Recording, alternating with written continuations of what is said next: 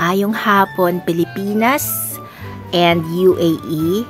Ito ang isa sa mga pagkaing Pinoy na kinakain ng aking mga anak. Salamat naman. So request po nila yan. Niluto ko today.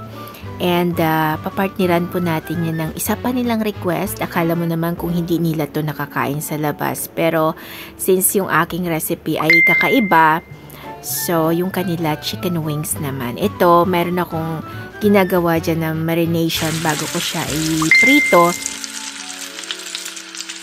Alam naman natin ang mga bata mahilig sa mga prito, no?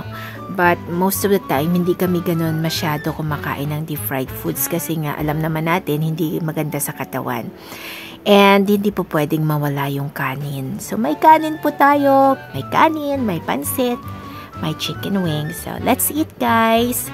Sana masarap din ang inyong tanghalian. God bless us all. Bye!